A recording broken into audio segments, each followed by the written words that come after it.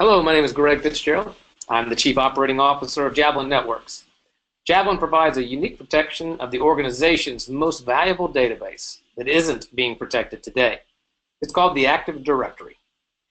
Now, this directory is what attackers use to perform their most damaging activity, the reconnaissance of the organization's assets, credentials, and pathways to their end target, all without being detected and being stealth indefinitely. But this presentation is designed to give you more of a perspective from the attacker's point of view. In particular, from a conversation I had with an attacker or a hacker who was describing what he does both on the offensive and the defensive protection side for organizations. Now, in this discussion, he mentioned how he could make $88 million and not get caught. Thus, I decided to probe more and was significantly enlightened.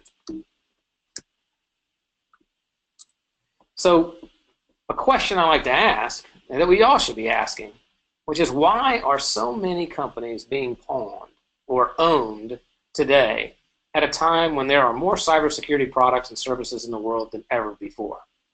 Something is wrong, and that something is profitability. As you can see on the left side of this slide, if you combine all the good guys, put them together for what they can make as a market, they add up to about $232 billion in collective revenue. But if you look at the bad guys, they're in the market that can double what the good guys can make, and some estimates say it's even over $1 trillion market, 4x what a good guy can make.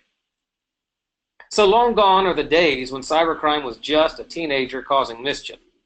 Today it is commercial enterprises where cybercrime has evolved into a complex, highly organized hierarchy involving leaders, employees, affiliates, contractors, and subcontractors. Looking from the outside in, there's very little to distinguish cybercrime organizations from, frankly, any other business. And like any legitimate commercial enterprise, each player has a designated role or function to perform, and each job is necessary in order to create the desired good that turns the wheels of the machine. Now, the mission is just like any other business. It's profitability, or in some cases, in the bad guy sense, retribution. The fundamental laws are that they have to have a return on the investment for their cybercrime effort. Now, while these cybercrime operations are well established, they are not completely insurmountable. Successful takedowns of high-profile organizations and botnets have presented major setbacks to cybercriminals in the years. Some nations have even participated in collaborative efforts to prevent cybercriminals from registering domains, which is one of the main ways cybercrime works.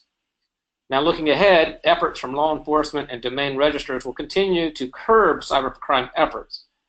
These things will actually be likely coordinated through CERT, or Cyber Emergency Response Teams, and relations with public and private security firms. However, by all appearances, cybercrime as a service is a very well-oiled machine thanks to a wide network of players that fulfill very specific functions. So let's look at a few. First, you got people that are the executives.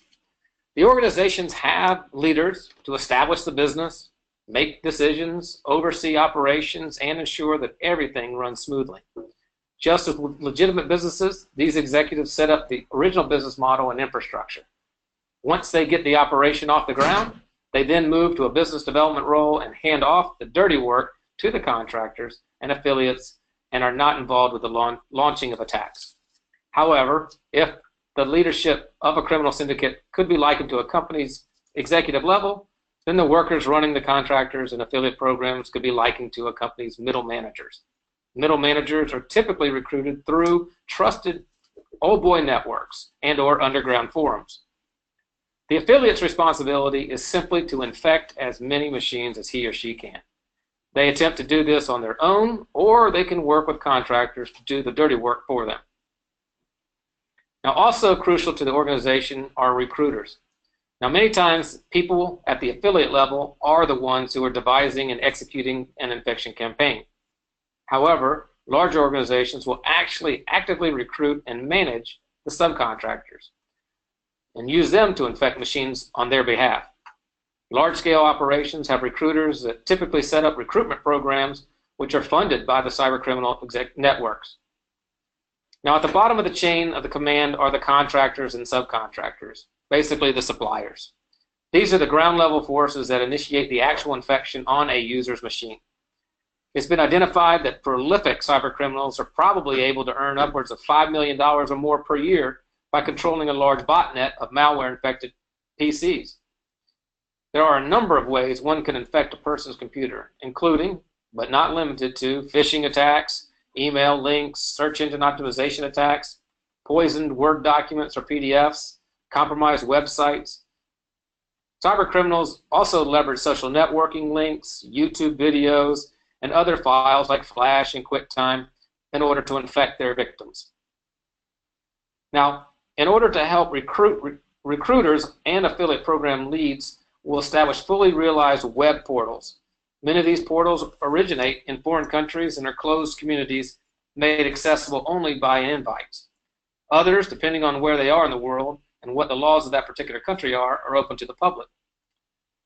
Oftentimes, to protect themselves, open portals include disclaimers on the site that say, hey, we do not allow spam or other illicit methods for machine infection. And these are typically in place to put the legal responsibility on the contractor infecting others. These portals provide the contractor with all the necessary information they require to begin an infection campaign. Among other things, these tools include other illicit software, support forums, payment rates and tracking, and a method in which to receive payments upon completing a certain number of infections. As an example, to properly arm the contractors, recruiters and affiliates must develop the software programs used to infect other systems. These software applications are include, but not limited to, things like fake antivirus software, ransomware, other custom malware. Now, once the malicious software is installed on a machine, it can begin to do a number of things, such as download additional malware onto a victim's system, stealing credentials, taking data from banks and social networking sites, to as far as detecting and removing complete software or even other malware on infected users' machines. Malicious software can also be used to proxy malicious traffic for the crime syndicate, house data on behalf of criminals, encrypt data for ransom, and generate general revenue through click fraud. As in any legitimate business, it's not enough to have a good product. The profitability of an organization will also be contingent upon its ability to promote its goods and raise awareness about the services it has to offer. One of the most practical ways to recruit contractors is through a general purpose advertising campaign. And these ads can appear on internet job boards, hacking, messaging sites, other places like that. Say, hey, do you want to earn money online? Now, crime services are often offered by middlemen as well as a way to expand their money-making opportunities. And there are a lot of variety of crime services that exist today. For example, technical support or communication through these services can be offered through a variety of messaging applications like Twitter or Slack or the like. And the wide range of available services also include things like specialized cloud cracking, which offers high-performance password cracking at a very low cost and significantly reduces the time it takes to uncover strong passwords. As an example, here's a site, 300 million encrypted accounts, takes about 20 minutes and costs about $17 to crack 300 million encrypted accounts. So what could take weeks using standard desktop software can now only take minutes and cost a fraction of what it would take years ago. Is now done very quickly. Now, as we can also see, there's a lot of freelancers that are out who, like with other many growing enterprises, need back-end systems, and these suppliers have behind-the-scenes crime services that are varied and complex.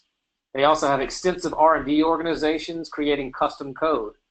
These organizations produce all kinds of private botnets, fake software, other ransomware, deployment systems, exploit code, frankly, whatever the syndicate needs to attack and infect the system. And before releasing, just like legitimate organizations, code is often put through a Q&A process to ensure it's all functioning properly and potentially evading other security detection. This is an interesting slide because you can see here from the response lines of an article on a legitimate location on how of an article that talked about how hackers stole $1 billion from 100 banks in 30 countries, which was really from a group called the Carbonac Group, which is a syndicate that stole money from banks. You can see that the hackers are even advertising their own services. Another crucial piece to the pie are hosting providers. They work as affiliates need locations on which to store the attack content, such as their exploit code, the malware, and stolen data.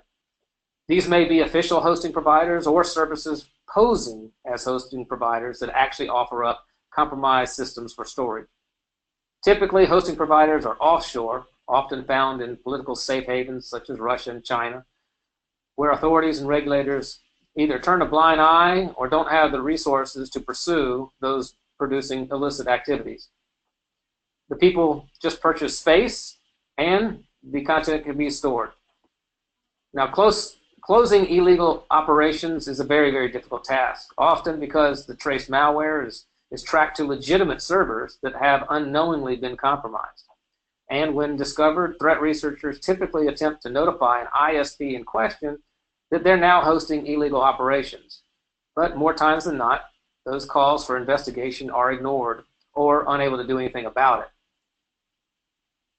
The last piece here are domains. Cybercriminals are constantly creating new domains after old ones are closed in order to avoid detection and to maintain a stealthy revenue stream. When a malicious domain is discovered, it's not always easy to take down. Sometimes the domain registrar itself will be unresponsive to a takedown request. The cycle of closing old sites and opening new ones more often than not plays out like a never-ending, ever-expanding game of whack-a-mole. In other words, for every malicious domain taken down, 2 more just like it pop up in its place. Domain registration is often automated and purchased through the use of stolen credit cards. So also naming conventions are also pre-calculated in some cases through domain generation algorithms where the malicious domains are registered on a daily basis. Now, an interesting piece of all this activity of infecting machines and providing software also requires the need for money mules. This is to help grow an organization where people are knowingly or unknowingly used to launder the crime syndicate's bounty. Money mules are often recruited through advertisements and are used to anonymously move money from one country or bank account to another. This money shuffling is typically done through anonymous wire transfers, such as Western Union, but now is moving into the digital currencies such as Bitcoin. Proxied or anonymous wire transfers are important techniques to avoid detection because transactions are often fragmented into smaller batches to avoid the triggering alerts mandated by anti-money laundering laws. By using several mules, anonymous services, and various bank accounts, it's even harder for authorities to trace funds and place legal responsibility on the money mules themselves. Now, these are through money mule recruitment campaigns posing as account receivable positions on various career personal sites. Money mule layer is similar to other techniques employed for anonymity. A layered communication infrastructure is often built into any cybercriminal operation as well. For example, infected machines do not directly speak to the operators of a criminal syndicate. Rather, they go through an intermediate machine which bounces communication off of others before reaching the criminal operator. And this is usually done through other compromised machines through the use of private VPNs and other means of avoiding communication detection. Now, cybercrime syndicates, in order to survive, must possess a comprehensive business model and monetization strategy, because even an illegal company needs to pay the bills in order to function on a day-to-day basis. As you can see from this list, there are lots of ways that cybercrime actually pays. But in other ways, cybercrime can pay in a pay-per-click model, or payout is given to a member's organization for traffic generation to an advertisement site. This is generally done through malware installed on a system, which receives commands on the sites to go to and the advertisements to click on. Revenue for those advertisements is given back to the malware author. There's also a model of pay per install, in which payout is given to the malicious contractors when the machines are infected with software, usually paid in batches of 1,000 computers at a time. Another model is known for pay for purchase, which is a payout given to the malicious contractor when infected users purchase fake software, such as fake antivirus or fake products, such as counterfeit pharmaceuticals. Fake antivirus rewards affiliates by scaring the victim into thinking their machine is infected and needs to be cleaned by a product offered by criminals. The victim will typically pay somewhere between $50 and $100 for the privilege of removing the malicious software. Another key attack that you've heard about recently is ransomware, which actually encrypts data on an infected user's machine. And it's now a major trend that is superseding fake antivirus in popularity among cyber criminals. This type of malware uses the pay-per-purchase model and charges victims a fee to get their data back. This is generally more effective since in cases of strong ransomware, the user must pay to have their data back, and it's the only way to reverse the encryption. There's also been instances, a growing instance actually, of corporate blackmail, which is a similar concept to ransomware, where instead of giving data back to the victim is threatened that the data will be released to a public domain unless a fee is paid. Now, depending on the target and the type of data, this pay range can be from hundreds to thousands to tens of thousands of dollars. Cyber criminals also reap profits by renting or leasing of hacking tools to third parties, often for a set price, but subject to negotiation, of course. As previously mentioned, tools touting more elaborate and evasive features will command higher prices. As you can see on this list, things like botnets. Features include broadcast, command and control, key logging, downloads, and even spam. A lot of these are examples that you may have heard of, like Zeus as a botnet, which includes, goes for about $3,000. Also, for rental as crime as a service, you can actually rent a botnet itself, where you can just rent it by the hour and get paid accordingly, and that can allow you to distribute malicious software to lots of compromised machines already to do additional work. Now, the question is, how do you stop this? How do you stop the growing elements of cybercrime and crimeware today? Because you can't stop its manufacturing. As we noticed, the criminals can make up to 4x or more than the good guys put together. So trying to stop product development process is a never-ending game of cat and mouse. Once bad guys have made software available to the public, it's incredibly difficult to pull down. Governments have been relatively powerless to even stop it, and since the number of threats outnumber the number of government resources to investigate and take down those threats, this crime is continuing, and it's going to get worse. So fighting back.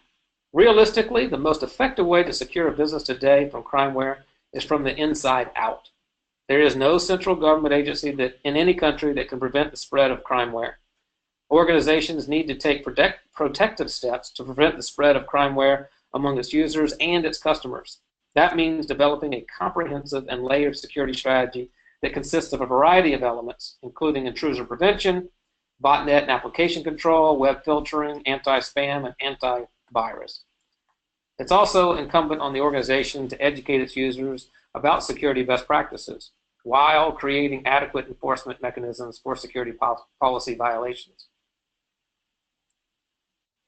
They also necessary is to understand the basic fundamental of a cyber criminal, who is garnered to infect as many machines as possible. Now, we've stated that there are a variety of tools that attempt to prevent infections. However, because it's so pervasive, it's inevitable that a compromise will occur. And understanding what the attacker does next is key to preventing further damage to your organization and protect it from being a stepping stone for other malicious purposes. First, let's look at the attack process. This is often known as the kill chain. Attackers follow a process. Defenders today are relegated to prevention and post-attack detection and response, as you can see on either side of this kill chain. The time between these two efforts can be upwards of 200 days from the first recognition of a compromise to actually detecting. Now, this is also a 2020 hindsight perspective. And as we've seen even in the recent Equifax attack, where the attackers remained undetected, exfiltrating data for over 4 months before they were even noticed. The perspective of the attacker is to be a wolf in sheep's clothing, using and looking like a normal application or administrative request. It's demonstrated well in this 2015 action thriller movie Black Hat by Legendary Entertainment. If you got to see that movie, you could see that he took an actual perspective of how the attack was performed and executed seamlessly, where a legitimate NSA individual clicked on an unsuspecting phishing email and he gained access to the organization simply. But this is not just stuff made by movies. The largest and most damaging cyber attack to the United States government was the Office of Personnel Management. This organization houses the detailed personal and professional data of every United States government employee, spy, and other highly sensitive person in the world. It was discovered that the perpetrators had access to this database for years, and probably longer. So let's talk about what an attacker does after they compromise a single machine. So just like you see in that movie, all attackers get their first foothold on a single machine. But from there, you can see the attacker penetrates further into the organization by stealing credentials and moving laterally. In other words, moving to other computers. So let me kind of walk you through the process. The initial ability to gain access to credentials and the reconnaissance, as mentioned at the beginning of the presentation, is through the Windows Active Directory. This is an organizational asset that exists in 9 out of 10 organizations in the world, and just one single computer can compromise the entire organization, regardless of existing prevention and detection technologies. As you can see, there are lots of defensive mechanisms that are in place, from antivirus to firewalls to endpoint detection and response, web gateways, intrusion detection and prevention systems, even sandboxing, typically trying to line the path from the single compromise to the destination target. However, through the use of Active Directory, the attacker can circumvent all of these. Let's use this as an example of why this is important to an attacker.